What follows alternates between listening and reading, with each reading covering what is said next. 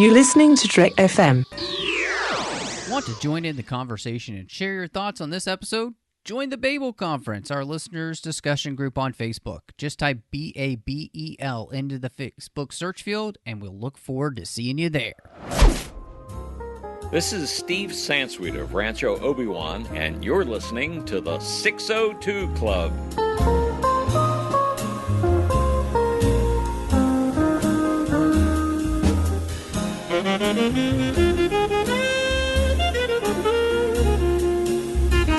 Hello and welcome to the 602 Club, Trek FM's local watering hole. So excited to be here for you for the last time this year, and we've got I think a great show for you tonight, or today, or whenever you're listening, because we're going to be diving into one of the Marvel Netflix shows, and anybody who's kept up with the news recently knows a few of those shows have been canceled, and this is one of them. We're going to talk about Iron Fist Season 2, and if it found a way to be better than Season 1. And so I have wrangled my good friend, Christy Morris, to help me do this. How's it going, Christy?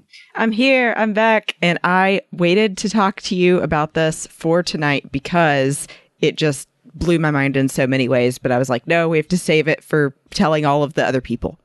So I wanted to hear your save it for the show. First reaction. So I'm excited to talk about this one, and I wouldn't have thought that I would have been, especially after the first season, but this one may be a little bit different. So I am excited to dive into it. But before we do that, for the last time this year, of course, don't forget, if you listen to the 602 Club, wherever you listen, go ahead and subscribe. That way you get the show whenever we drop it. As soon as I drop a show, you'll get it if you're subscribed. So, again, wherever it is that you listen, make sure you subscribe to the 602 Club. If you are subscribed or listening on Apple Podcasts, give us a star rating and review. That really does help people find the show. And in fact, it's one of the best places to do that, because it really does help the show grow. Many people still get their podcast. Most people, actually, when you look at the numbers, still get their podcasts from iTunes or Apple Podcasts or one of the Apple services. So it really does help us out if you review us there. And of course, you can find us all over the place. We're on Twitter at TrekFM, Facebook at facebook.com/TrekFM. We're over there on the web at Trek.fm, and we've got the listeners only discussion group. That's actually found on Facebook. If you type Babel into the search field on Facebook, you'll find us. Or maybe you're on the website, any of the show pages there, hit discussion on the menu bar, and that will let you right in. And then, maybe you decided, hey, I would love to send you an email. So you could do that. I love getting emails on the show. It's been a while since we've had one.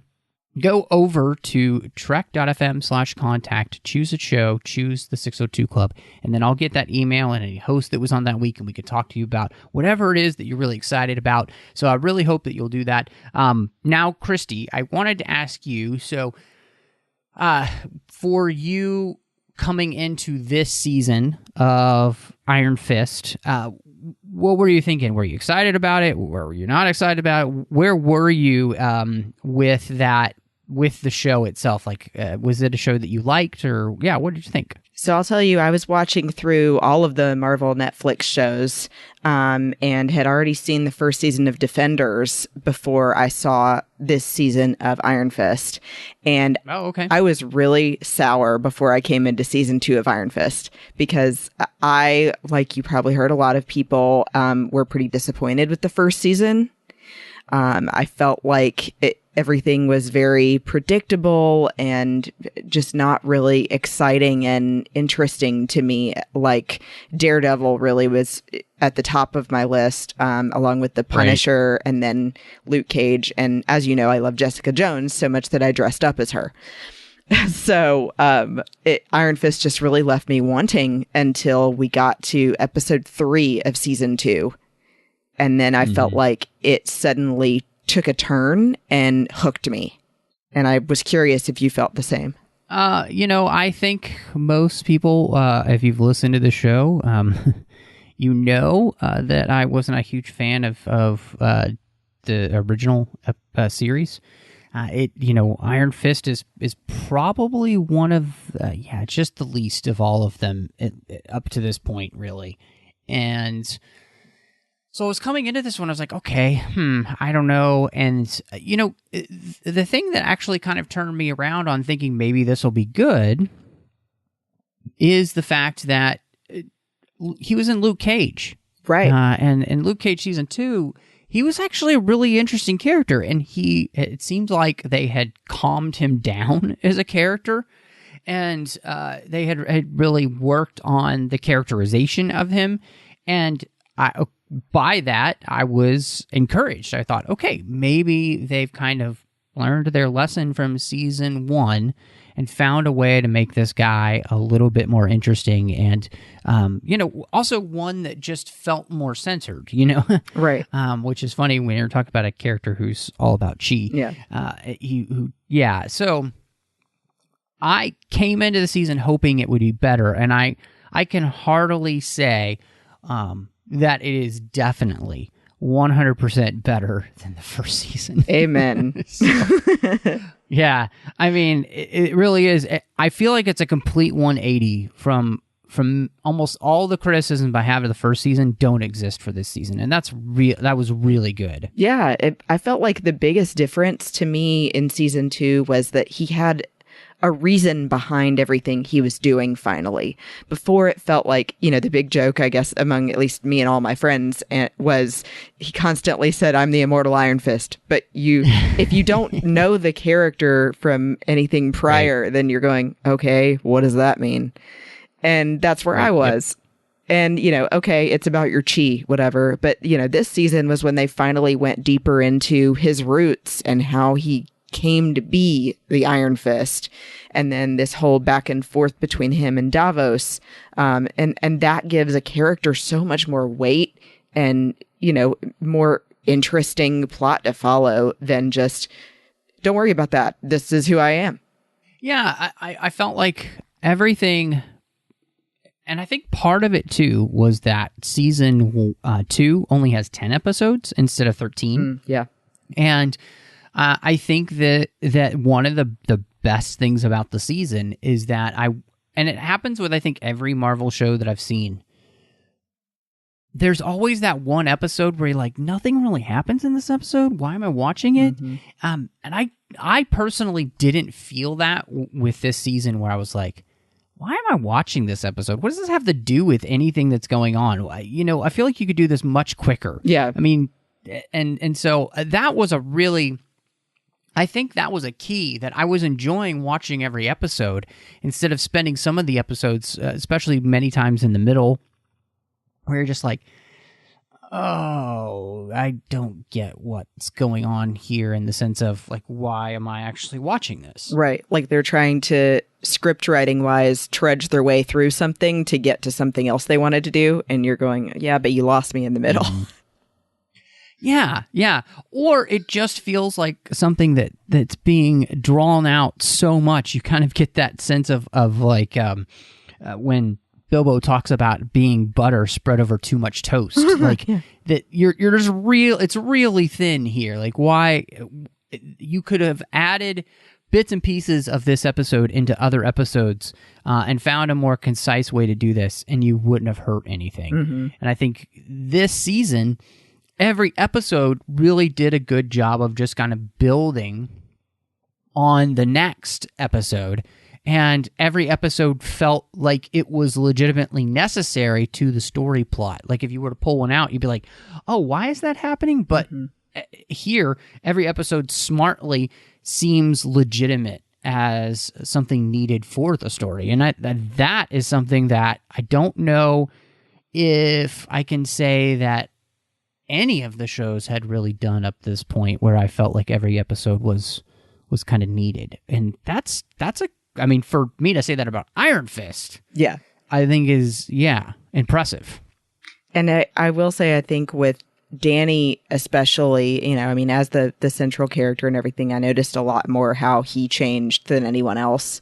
I felt like he, like I said, in the last season, was really just dull, didn't have much of a backstory told yet, and then he was starting this relationship with Colleen, and I felt like that was a little too cheesy and just a very predictable way of going into a character story. But in this season, it felt like they finally said, okay, we need to tell more about where he came from, what his motivation is, why being the Iron Fist matters to him. And then you get that complete 182 at the end where he says, I feel like this whole time I was fighting to keep the Iron Fist just because I liked the power, not because it actually meant something to me. And I didn't expect that. Yeah, I heartily agree with you. The fact that you really gave this character something that some real depth, and the fact that you would be having this conversation about wielding power of this magnitude, like what does it mean to be a normal human and then get powers like this? How does that mess with you? And I think it's an interesting thing because in Luke Cage season 2, I think we see that character kind of go the opposite direction when you see him using his powers maybe in a way that aren't so great, and feeling like he's legitimately should be using his powers this way. Whereas with Danny here, you really get somebody who's questioning themselves, questioning their motivations, questioning whether or not they should have this power at all. Yeah. And I think that's really impressive for the character because he was so arrogant and so obnoxious in the first season. Whereas this season, he's a character who's learning the lesson that he should have had, years ago. And finally, he's being self-reflective and taking a look at his own life. And I really just appreciate that because, the question of having this type of power, any kind of power, and whether that goes to your head and how you deal with it and whether you do it with humility or you do it with arrogance, and the fact that Danny can actually say, no, I don't deserve this power right now because I'm not handling it well. That's a great character arc, and it's great character growth for a character I couldn't stand in the first season. Yeah, and I'm glad you mentioned the arrogance because I think that was also a huge turnoff. When someone can't admit that they have flaws, it feels so forced in your face all the time of, I'm the immortal Iron Fist and I'm so amazing and there's nothing I can do wrong. You're just sitting there going, oh, God, shut up. And it just felt like he really changed for the better and learned how to admit that he had flaws and grow and see, I think too it was cool seeing the juxtaposition of him and Davos as sort of two people looking in the same mirror but seeing different results. Or like seeing something different in themselves than the other person did. Oh, absolutely. No, I think you're 100% right. Because there is that mirror of Davos and Danny, where both characters want this power, and they want to be wielding it, but they want to do it for different reasons. And the thing that Danny can do aside from Davos is actually sit back and question whether or not the way that he's using the power and his desire for it are actually a good thing. And so I think that's the thing that's so fascinating about this character. And I think it's a really important question when we think about the idea of just today in general, how we use power, what we do with it, and all of those kind of things. They're really good questions. And it's one of the ways in which I think comics can help us kind of look at our lives in a way that we might not think about. And how do we use the power that we have, and what do we do with it? And all of those kind of things.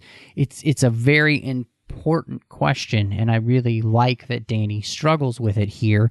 And I think it's an interesting solution that he comes to, which is seeing that he should pass on this power at this moment to somebody who believes deserves it more and will do more with, do what is right with the power. And what's fascinating to me is the way that, when you look at Dany giving it to Colleen, Colleen she'd already been on the process, she'd been down the path that Dany's starting on now, which is to give up this power, where she had given up her katana, and she had stopped going out with Dany. She had stopped doing that. She had really spent a lot of time reflecting on who she is and what she wanted to do and how she wanted to help the neighborhood. And so I thought it was interesting that we see her at the tail end of that, and that's why she finally decides to take the power, and why Dany decides to give it up, because it's almost like they're on similar paths, but she's ahead of him. And I thought that was really kind of interesting to watch that juxtaposition between those two and where they are. Mm-hmm. And I think it makes sense too why, at the end of the season, Dany goes on a quest to kind of like find himself with Ward, and Colleen stays at home and does what Dany was going to do. And that really, I think, works very well. And it also makes sense of kind of maybe why at this point they're not going to, they wouldn't necessarily be in a relationship. I mean, because they're not in the same place yet. Right. And I think, if we ever get some sort of resolution to the story with some sort of season 3 or something somewhere, I think it would be really interesting to see how this all ties back in, and especially with the character of Dany and where he goes. I mean, because spoiler alert, the end of the season, the very end, is kind of a shocker when he's controlling Iron Fist guns. It was a shocker, but it was also shockingly bad. Because the thing is, the whole point right before that was that Colleen received all of the power of the Iron Fist. So then, he wasn't supposed to be able to have any powers anymore at all. And so it didn't really make sense that then he and Ward are together over in Asia somewhere, and suddenly he can summon it and, split bullets or whatever. Well, and that I was reading that there is a character in the Marvel Comics who has been able to do that, who is once the Iron Fist. Okay. And could channel his chi through his guns.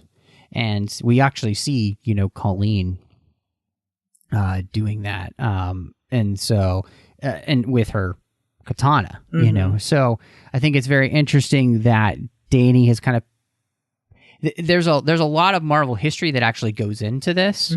Mm-hmm. And I'm actually really fascinated to see how they move forward with it. And if they do, because it's really, I mean, there's a lot that they can do here, and they're actually doing some things that the comics have never done. And that's really cool. Yeah, something that my husband pointed out to me that I didn't know because I hadn't read the comic was that them bringing in the mask. Yeah. Just little hints here and there. And in fact, there is this whole, and I'm not a Marvel expert, but I did read a little bit, and there is this whole connection between the story with the character that had the guns in the comic and the story about the pirate that we hear with Colleen and everything. That all does flow together. Okay. It does seem like they were going to take a mixture of all of that and kind of, like, you do on a TV show, you do your own thing. Mm-hmm.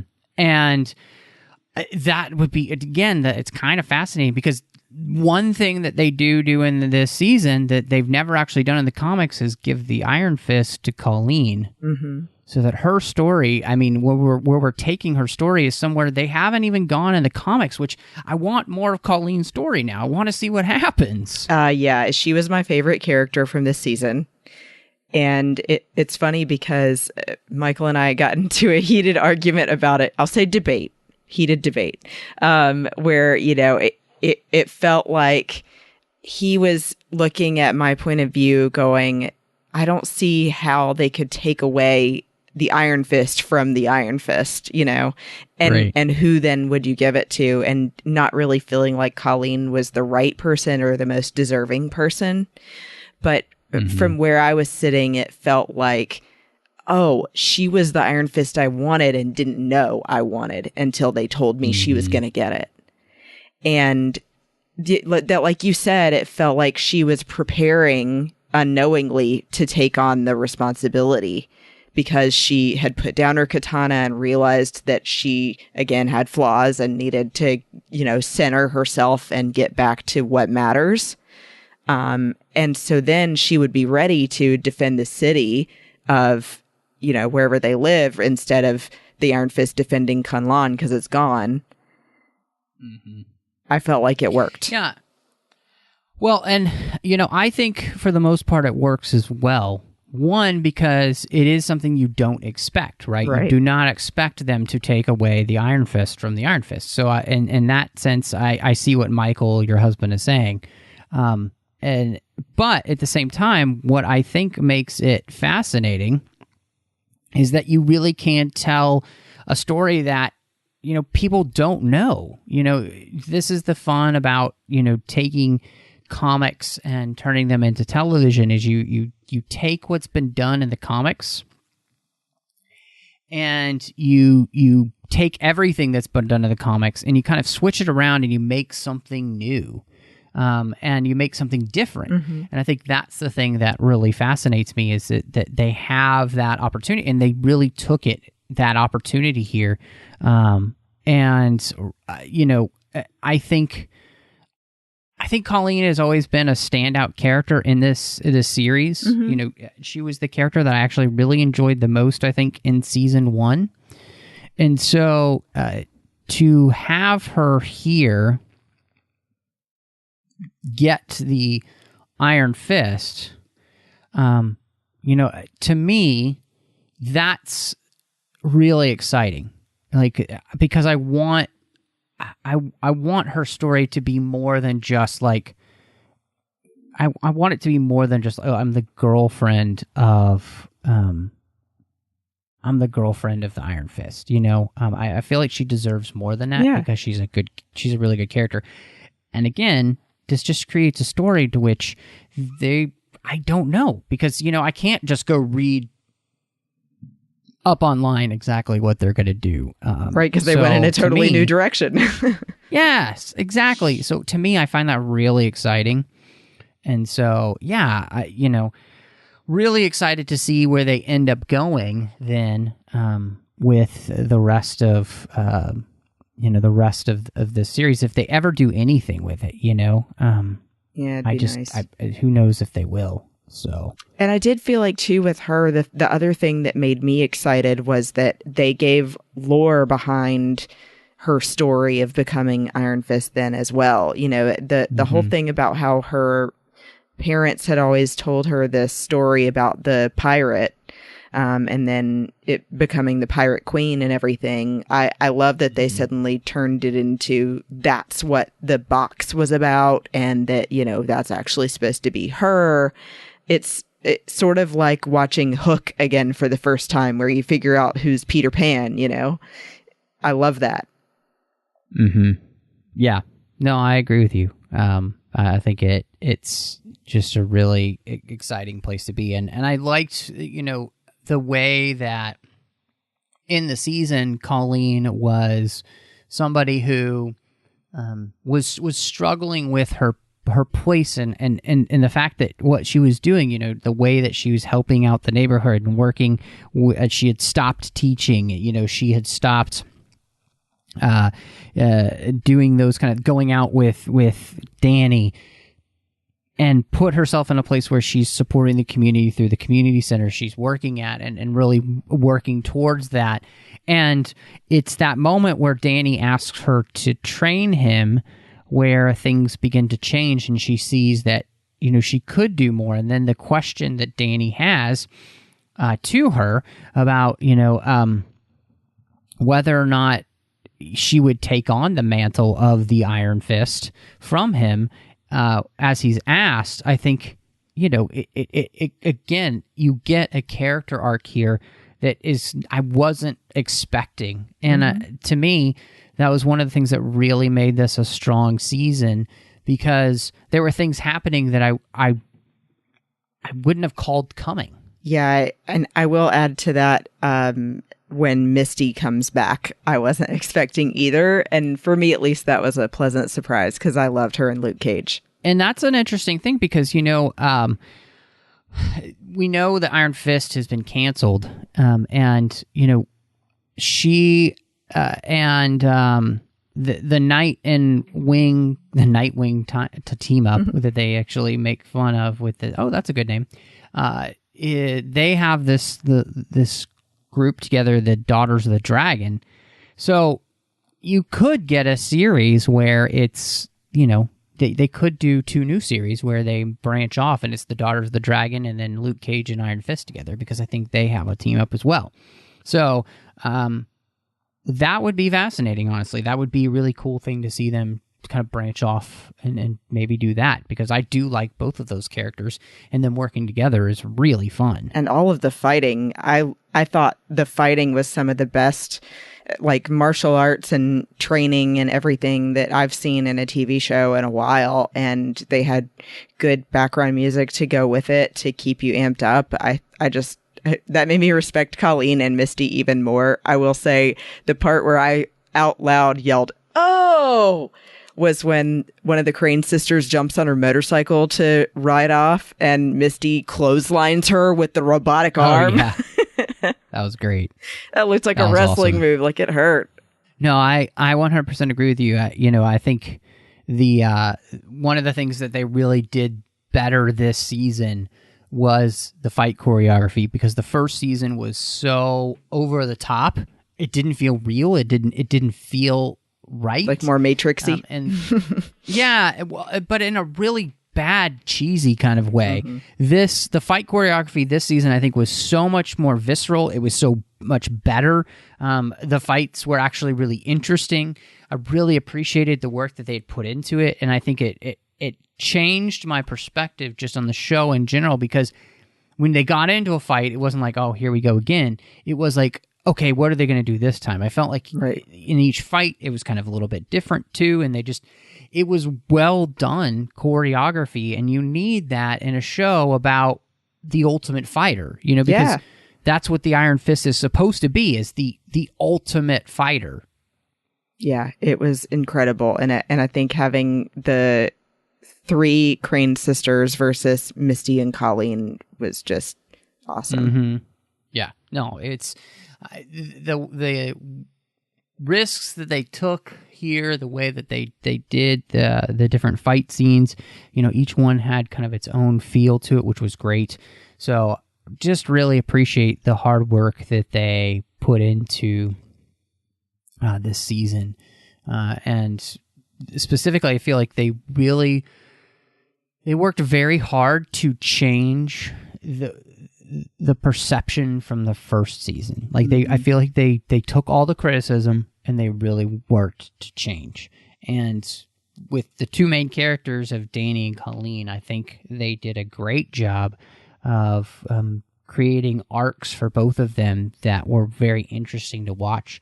One that I wasn't sure how I'd respond to, but I did think turned out to be very interesting was Ward and his kind of slow redemption throughout this season, and how it was so painful in some places to watch, but I felt like it was very realistic for somebody who's trying to come out of addiction, and that addiction has made him a huge D-bag to everybody in his life for most of his life. But at the same time, that addiction has also been driven by the fact that he was abused by his father.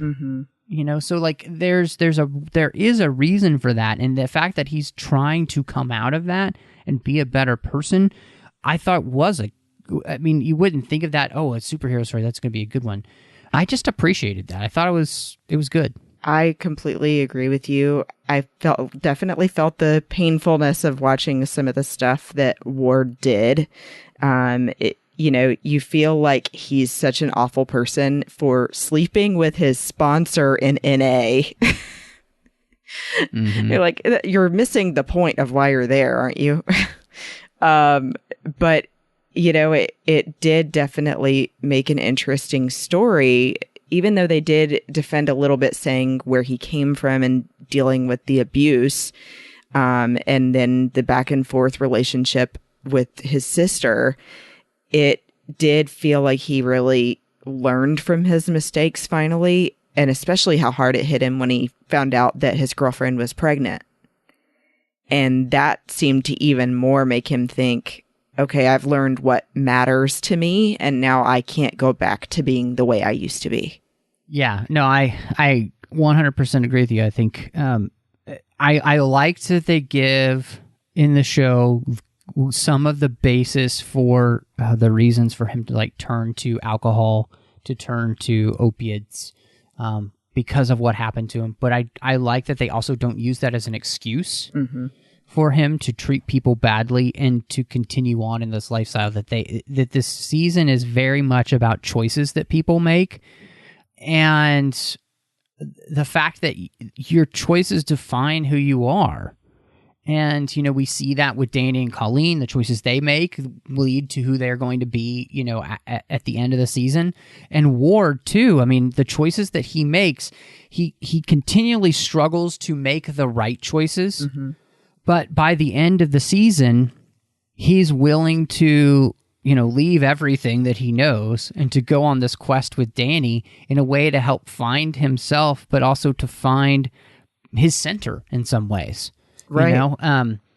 The fact that he's kind of putting his life in Danny's hands, I think shows that he's, and to help him, I think that's the biggest thing. Like, he's willing to let other people help him at this point. And I thought that was good. Like, it's a great message. And I think it was portrayed well. Like, he's not my favorite character or anything, but I do think that there were scenes with him in it that just, they kind of break your heart.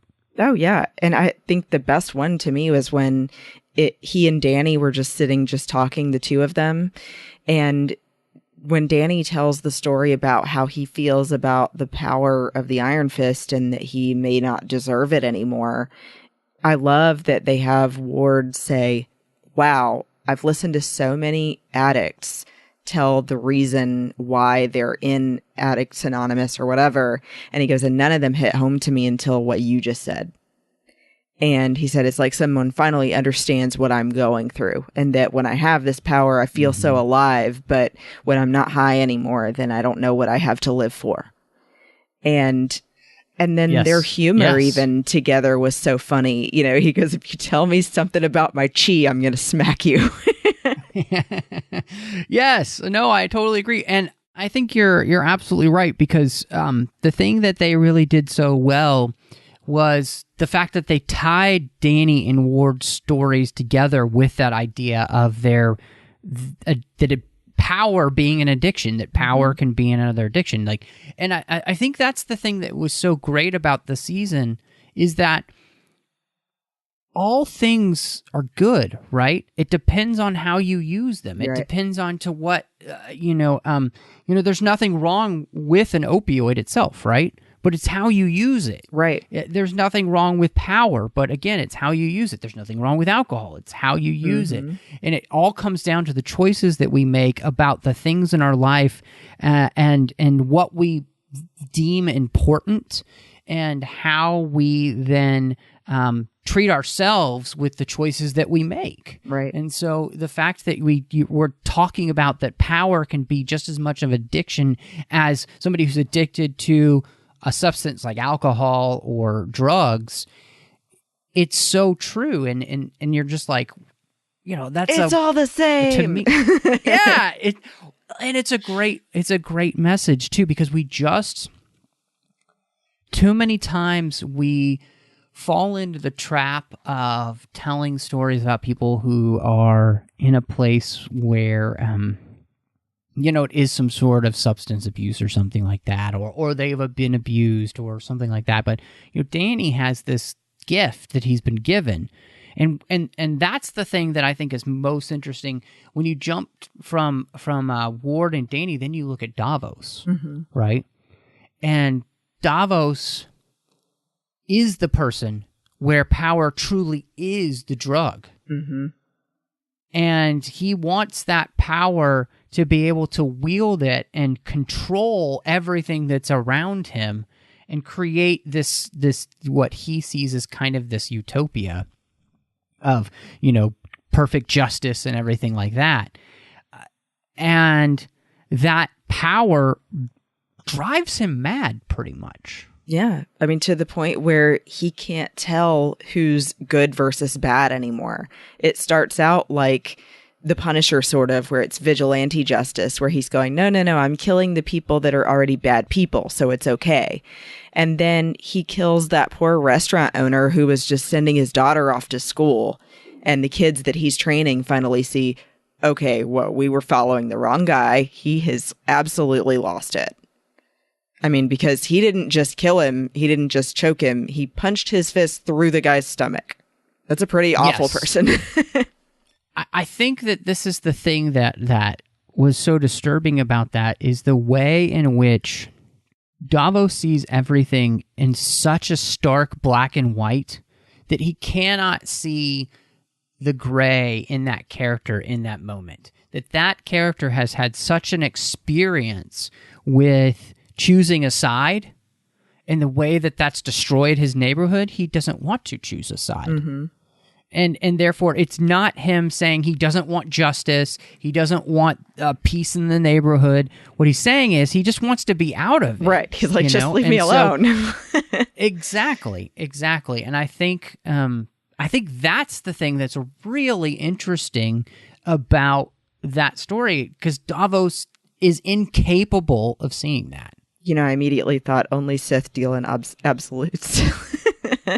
But it's true. Like, everything about Davos is, I think it's funny because Joy makes fun of Davos all the time for it until things start to get creepy later. But, she's like, well, you won't like Davos. He's no fun. He doesn't drink. He doesn't party. He doesn't date. He doesn't do anything. It's just all about his method. But, in Davos's mind, he's being the most true to what he thinks he's supposed to be, that you can't have all of these other things that are just distractions from the thing you're supposed to be doing in life. And unfortunately, the thing that he thinks he wants is actually the wrong thing. He actually just wants the power. He doesn't want to be a protector. Right, because he wants the power to make things his way. Right. And instead of necessarily the right way. He doesn't really seem to even care about what's truly right or wrong, because he begins to make right. He becomes the arbiter of what's right and wrong. Right. And he kills that man there who's just trying to protect his family and stay out of everything. He calls that evil. He calls that bad. And therefore he puts him, basically, the power has made him, in his own mind, this god that gets to decide what is right and wrong. And that's the danger of this kind of power. And I think that's the thing that I really liked about, again, there's a lot of mirroring going on, and you see the mirror between Davos and Dany, and you also get the backstory as to why Dany became the Iron Fist and not Davos in the first place. That Davos's father saw it coming. Yep, and he called the fight. He didn't even let it finish because he realized who his son is as opposed to who Dany is. And yes, Dany is flawed, and he has flaws, but he truly, I think, does come from a place of having a good heart, and we see that in this season where he gives up the power willingly. And there are not many people in this world who would be willing to relinquish power in this way. And I think that's a great story for us to see in this day and age, a time where, somebody would willingly lay down their power for others. Right. Because ultimately Dany sees it as serving others rather than ruling others. And Davos just wants to rule over everything like he's a god. So I totally agree. And I think too, even you can see, I like that they brought in that painting that Misty finds from the art dealer, where they're basically talking about the fight between good and evil with the dragon and the power, and that you can't let too much of the dragon in and everything. Well, and that's I think there's a real sense of foreboding there about the idea of power, that when you begin to hold power for power's sake instead of how you can use it to benefit others, that's where things go wrong, and that's where we, I think, get the big disconnect between Davos and what it means to be the Iron Fist. Mm-hmm.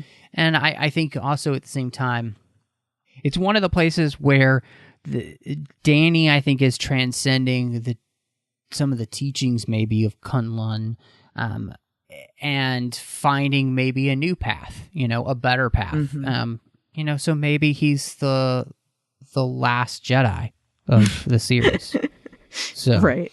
Which I thought was, it kind of leads me to talk about Joy, because unlike Ward in this season, she's the character whose anger and frustration and kind of hate that comes from everything that happened in the first season, and her feelings of betrayal lead her down a path that almost kills everyone. and almost kills her. I mean, I felt like something was coming, that Davos was going to come for her, because they kept alluding to it with Mary mentioning, don't trust that guy. Mm-hmm. And then when he actually does push her off the balcony, I gasped.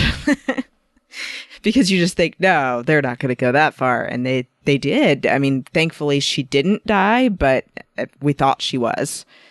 And I mean, it's true. She really doesn't learn anything until that moment.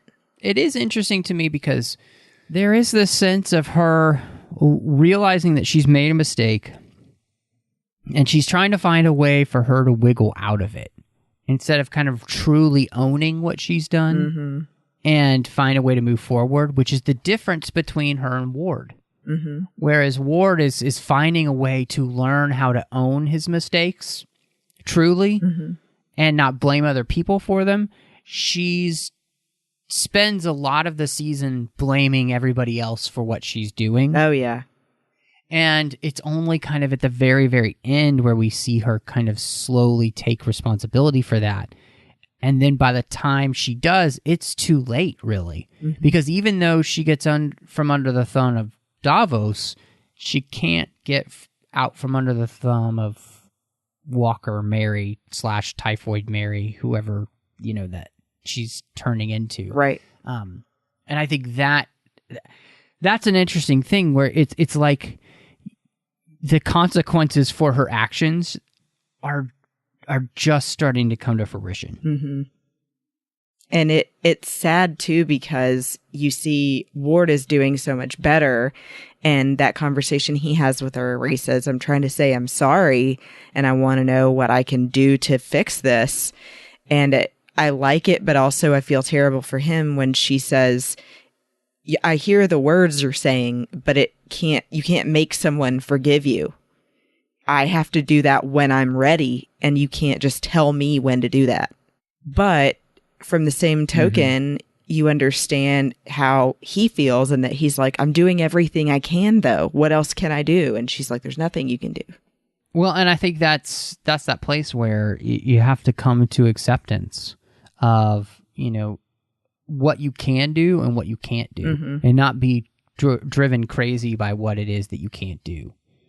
Joy, I think, finds herself in a place, especially by the end of the season, where she is out of control of her situation, and that out of controlness has been brought on by the decisions that she's made throughout the entire season.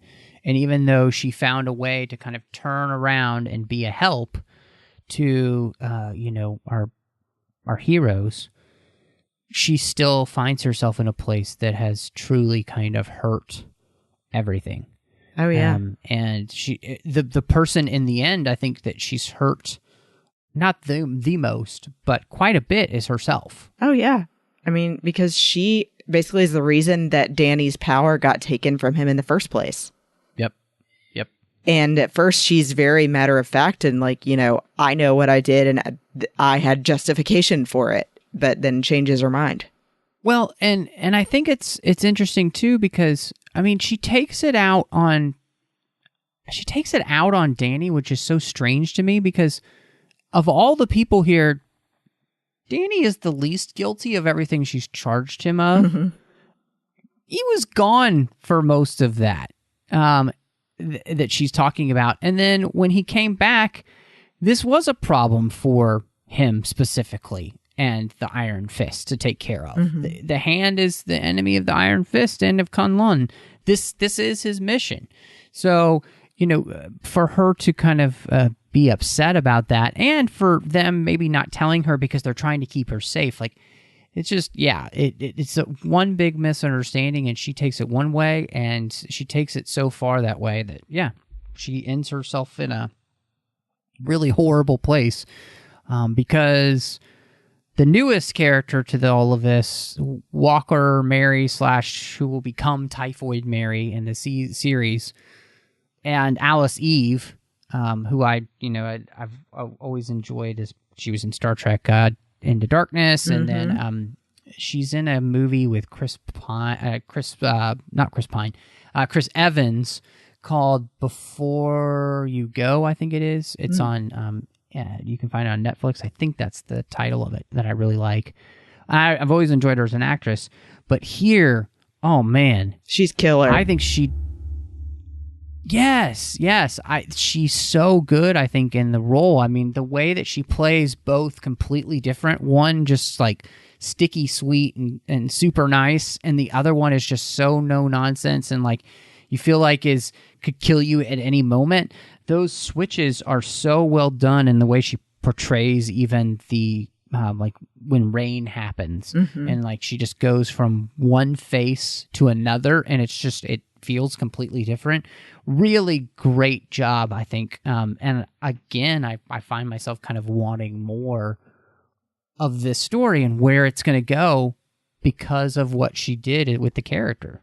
I completely agree. I definitely want more of her and would love to see if she's able to overcome anything that she's dealing with later on. But it was fascinating seeing how well she could control her own expressions changing so quickly, like you were saying. And I like even the extra creep factor they added where she goes to seek help from a therapist and he's asking if there could be a third personality. And you're going, oh, there's more? Like, what if she just doesn't know that this other one is even worse than Walker, is the one that killed all of those guys, and that's what got her kicked out of the army in the first place? So it's crazy. I really appreciate that. And I thought the thing that made it so interesting as a character as well is that, she's somebody who, as Walker, she's calculating, she studies her opponent so she knows how to take them down. She's deadly in and of herself, but it's her dedication to her craft that allows her to take somebody like, Davos or the Iron Fist down. And I thought that was really neat as well, because when you think of like this idea of like a meta hunter, basically, somebody who hunts people with powers, you would have to have her abilities, but I think you would also have to be a very good detective as to figuring out the ways to counteract their abilities to allow you when you don't have any of your own. So it's almost like that Batman thing, really. Batman figures out all the ways to take down even somebody like a Superman. And he's just a normal dude. Right. So all she did was study them. Yeah. Yep. And I think that's really awesome. I really like that. And again, I think the portrayal of her, and I think Alice Eve just did a really good job of bringing her to life. And I would say, I feel like this show, it's sad to me now that we know it's canceled and it won't be getting a third season, because of all of the Netflix Marvel shows, this one has left me the most interested to see where it goes, because it ends on that massive, like, not really cliffhanger, but it just ends with this thing that leaves you wanting more. Right. And so I truly hope that they don't abandon this series. That they either do something where it's like, Luke Cage and Iron Fist team up in a series, and then we get that, Daughters of the Dragon kind of thing with Misty and Colleen. So we get more of the continuation of this. Or, maybe once we get the Disney streaming service, they'll just pick up the series and do it then. But I think it would, I think it would be, and I can't believe I'm going to say this, but I think it would be a real travesty if we don't see a third season to really kind of wrap up. I feel like you could do a third season and kind of wrap everything up, Yeah. Oh, I completely agree. And I think personally it's probably going to go to Disney. I hope that's my best case scenario, is that Disney just decided they wanted to do it on their own service instead of with Netflix. Yeah. I mean, I guess we'll see. And I could actually, it makes sense for Disney to do that. Yeah. I mean, we know that they're going to be pulling off everything they can of theirs from other streaming services, whether it's just movies or TV shows or anything like that. So I would not be surprised to see these series show up there. So crossing my fingers, but I guess, we've talked a lot, and I feel like we've had really good things to say. So I'm kind of interested to see where you come down for a rating for Iron Fist Season 2. I think that sometimes I rate things a little too high, but I don't think I did in this scenario. And I'm going to give it an 8 out of 10 dragon tattoos, because it really had so much more depth of story than season 1 had. And even more than I felt Daredevil or Luke Cage had in a lot of places, with the reasons they gave for all of the characters' motivations, and then adding in Typhoid Mary gave it more weight and more creep factor. I think it just had so much that I couldn't wait to get more of, and that every episode was essential. And so I rate it an 8 out of 10. So you're saying Colleen is now the girl with the dragon tattoo? Oh. But yes, she did have a cool tattoo. Yeah. It's very funny, because I think that for me, if I was going to rank the seasons that I like the best, it's Daredevil Season 1 / Punisher, and then this, which is shocking to me. Right. You never would have thought that before. No, I would not. And so I say that this is, I'd say this is 8 out of 10, old bowls, that you have to put blood in and all of, it's gross, yeah. But yeah, old bowls. But no, I'm absolutely right there with you. I think this is a fantastic season. And I think like Daredevil Season 1, like Punisher, and then like this Season 2, these are all seasons where the stories feel cohesive through each episode, and they all build really well together to create a nice whole of a season where you really feel like you were rewarded for watching the season, and there wasn't a time where you just sat there watching an episode and thought, I guess I gotta suffer through this one. Well, I felt the way for 1 and 2, but not 3 through 10. Yeah. See, I guess it just had me the whole way. So, yeah, well done, Iron Fist Season 2. Hopefully get, Iron Fist Season 3, the 3 fists, whenever. But so excited, last show of the year. So thank you so much for everybody who listens to the 602 Club every year. Do the best we can to have as many shows as possible come out every year. I think every year we definitely exceed having 52 episodes a year with the supplementals we end up doing and everything. So just wanted to say from me to all the listeners, thank you for being here. I appreciate, I have amazing guests who come on, and it just makes it a pleasure to get to talk about this stuff, with people like Christy or, John Mills, John Champion, Bruce Gibson. I mean, the list goes on and on about the amazing people that I've gotten to meet through the show. So make sure that you support the network through Patreon. I have some amazing associate producers here through Patreon. Ken Tripp, Davis Grayson, Ryan Millette, and Daniel Noah. I really appreciate these guys and their support of the show, but more importantly, I appreciate that they want to support the network of Trek FM and make sure all the shows that we do keep coming to each and every week. This is a really big enterprise. It's a huge network that we have. We have a show coming out almost every single day, sometimes 2 shows a day. And so because of that, it costs a lot to do this. So go over to patreon.com/TrekFM, see how you can be part of the team, support us. We've got some great contribution levels, but honestly, every little bit helps. So again, that's patreon.com/TrekFM. Christy, it has been so much fun this year, actually, having you on the 602 Club. You know, you joined all of the Bond episodes that we did, and the fact that we've gotten to do some other episodes as well together this season. I'm excited to have you back next year.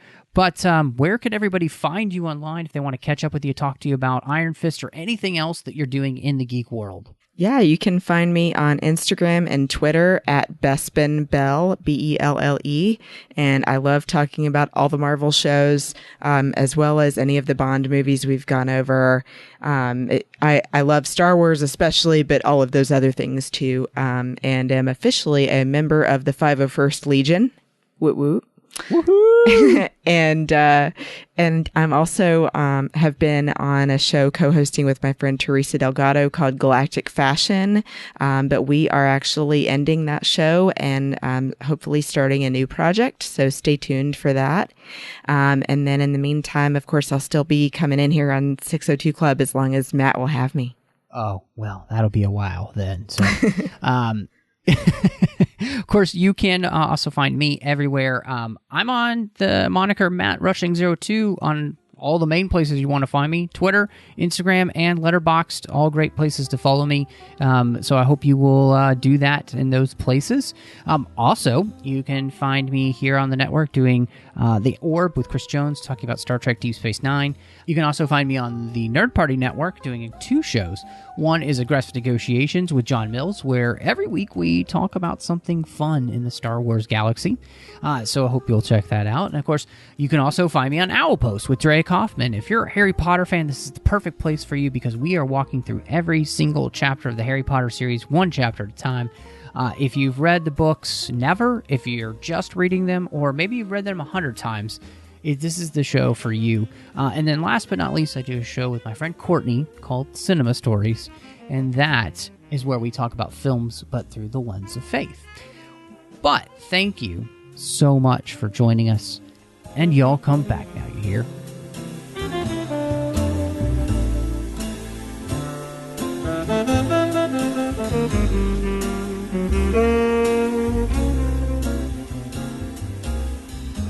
Thank you.